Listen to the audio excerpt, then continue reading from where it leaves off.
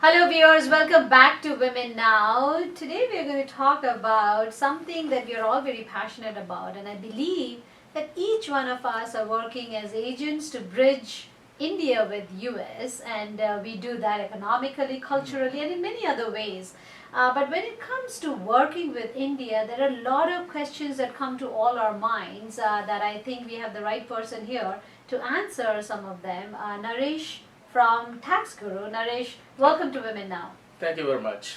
So, first of all, tell me, I'm based over here and I strongly want to appoint some people in India so I can help some people back home and at the same time able to generate business for them and for us here in the US. What would your advice be in terms of setting up entities and how does it impact long-term tax plan? Yeah, I think we are discussing here, if I'm not wrong, about the US businesses setting up entities in India. Right. And so that guidance is a little bit different from Indian companies setting up business entities in US. So let me address the first part where the US companies set up the entities in India, how it impacts them from the taxation point of view. See, any US company that sets up an entity overseas, that entity is in the overseas jurisdiction, is subject to the local tax jurisdiction, has nothing to do with the US tax jurisdiction as far as the sovereignty of the company is concerned. But as far as the US company is concerned, they have a lot of requirements in terms of disclosures as to the information about the foreign company, the relationship with the foreign company, any compensation paid to the foreign company, any dividends withdrawn from the foreign company. So there are a lot of disclosures coming to the US company tax returns. And to say whether what amount of income that the entity in India is earning will be taxable in US is a very complex question. It all depends on the relationship between the two companies. Most of the companies that I have seen in my practice, US companies who have affiliate offices in China, India, and other countries, most of the profits earned by these foreign companies are left in those jurisdictions, and they are not subject to the US taxation because US tax cannot be imposed on the earnings of the foreign countries unless until those earnings are withdrawn by the US owners. Now, let us talk about small businesses, such as, maybe ours, that we want to appoint a few people back home so that they can deliver goods or products that can be sold out here in the US.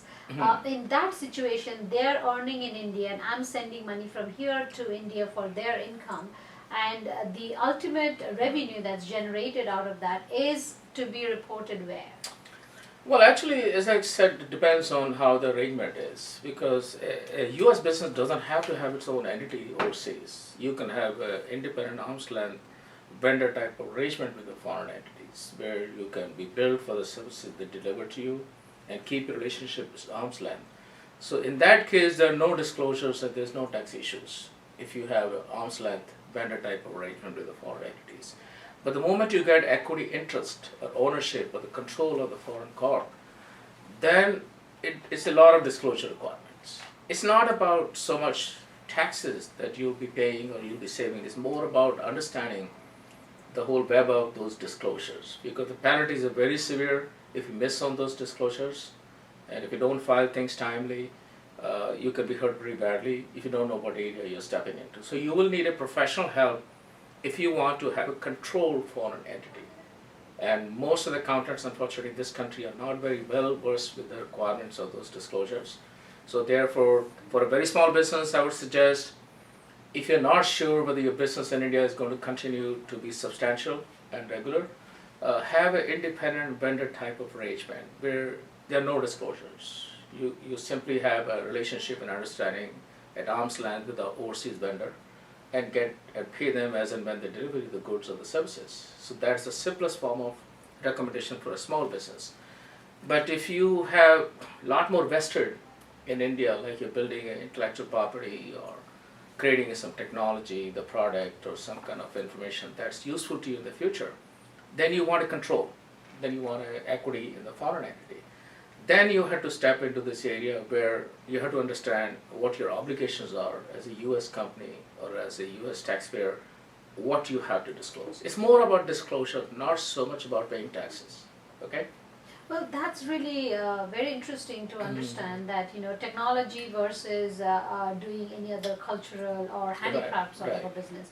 But let's take the handicraft side first. And for our women viewers, I think a lot of us are trying to help women workers in India. Okay. So in that case, the salary that we are trying to pay, or the payment, let's not even call it salary, the payment that is going to these women workers in India, Right. would it be better for us to take a write-off if we are giving it to an individual or to a company? Well, if you're paying a foreign workers for the work done in a foreign country, it depends on what type of relationship you have with that person. But if you hired them as an independent contractor, let's say outside a corporate format, you can pay them overseas, but that you definitely, the burden of proof in the US is you need to prove that you received the services, you received the proper invoices, and you paid the money directly to the particular individual. So there are no laws against hiring people overseas to work for you or deliver you the goods in the US. But oftentimes what happens is the confusion is caused because these so-called foreign independent contractors, they start visiting US quite frequently. So there is a risk that these foreign individuals can be construed as doing business in the US without registering. So therefore one has to be careful when you set up these foreign arrangements. My advice is try to set up these arrangements as at arm's length as possible. Don't try to control these individuals. Don't try to have any equity interest in them if you don't want to get caught up with these huge disclosure requirements.